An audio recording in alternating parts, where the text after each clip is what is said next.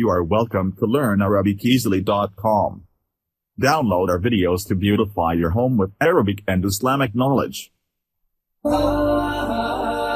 Assalamu alaikum. You're welcome to grammar class. Today our topic is non-detached pronoun. Let's get started. So in this lesson we're going to learn تعريف الضمير المتصل, the definition of non-detached pronoun. We're also going to learn أقسام الضمير المتصل, the divisions of non-detached pronoun. Let's get started. So what is الضمير المتصل؟ هو الذي لا يمكن أن يفتتح الكلام به. It is the pronoun that it is not possible to start a sentence with, and that is why we say it's non-detached. It is always with either a noun or a verb or a preposition, but can never start a sentence. So there are 9 in numbers. The first category we have خمسة للرفع, 5 of them for رفع, that is Duma and his sisters. ثلاثة مشتركة بين النصب والجر, 3 have or participate in both نصب and جر, and واحدة مشتركة بين الرفع والنصب والجر, and 1 is just participating between رفع, نصب and al-jar.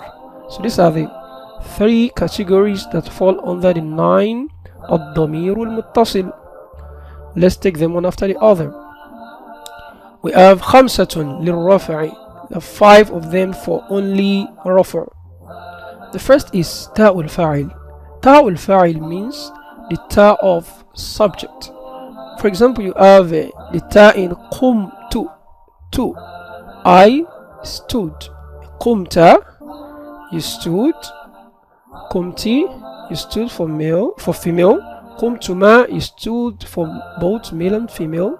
قمتم, you stood, all of you. قمتن, you stood, all of you, female this time around. Next is نون النسوة. نون النسوة means the noun of the plural feminine. For example, you can see this noun in past verb, that is قمنا, they all stood. Or you see it in present verb for feminine plural, you have يقمن. يقمن means they are all standing. So you have the noun in قمنا as نون النسوة. The third is ياء الواحدة المخاطبة, the ya of singular second person, that is feminine. So you can see this ya in the command tense, where you say قومي. If I'm commanding Fatima, for example, who is in my front, I will tell her قومي, stand up.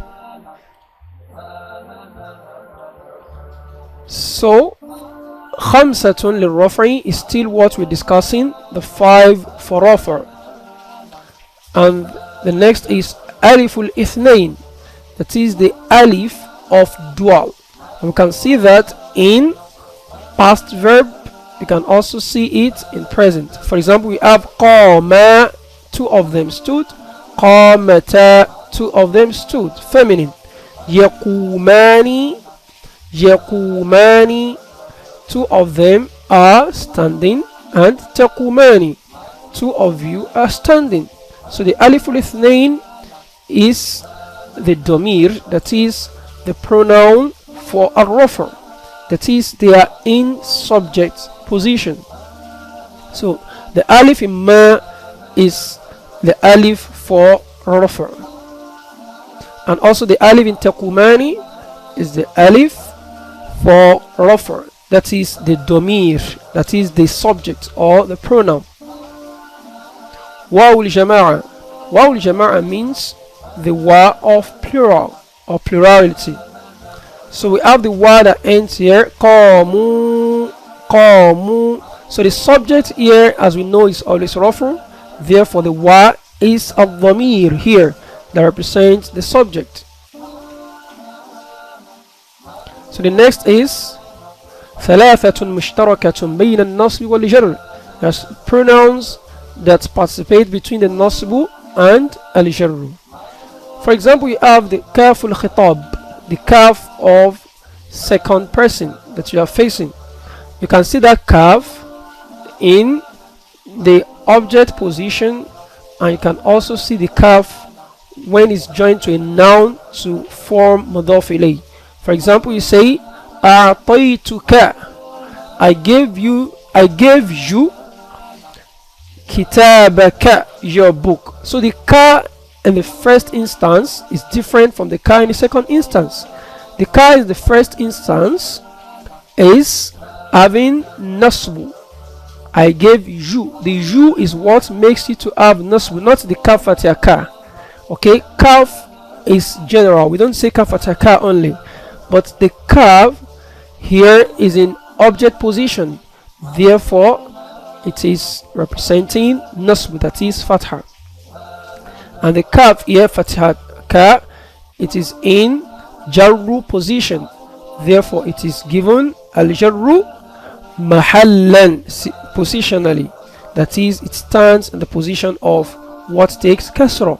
Kitabaki, kitabaka. Kaf is the major thing, not the fatha. So the kaf fatha ka here, it stands in the position of what takes kasra, which is mudafun ilayh. Then ha'ul ghaib, the ha of third person, and in this ha, this ha, you can also see it in the nasbu position and also in the jar position. So I say a'taytuhu kitabahu.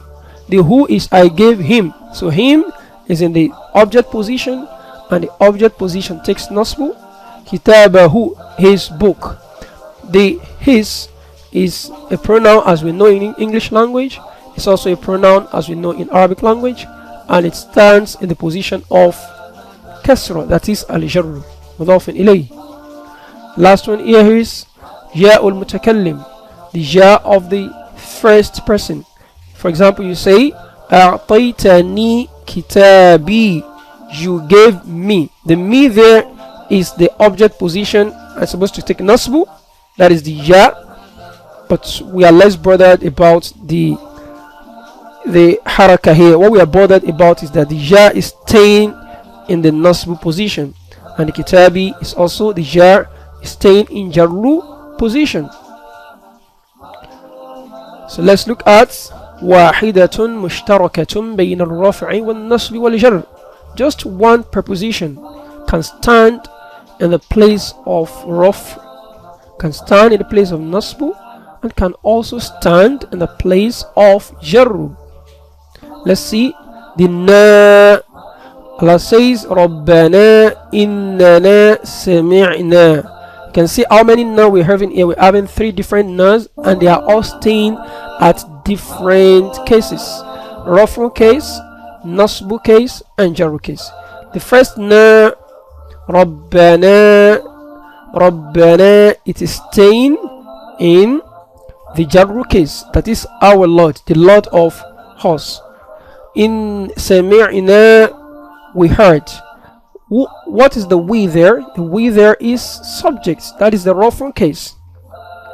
Innana, surely we. So the surely we, the we there is staying in ismu inna, that is the nasbu case.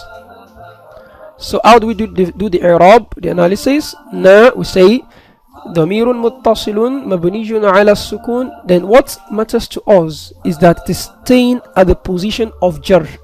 So I say في محل الجر مضاف إليه. The second na is في محل النصب, that is إننا في محل النصب اسم إن.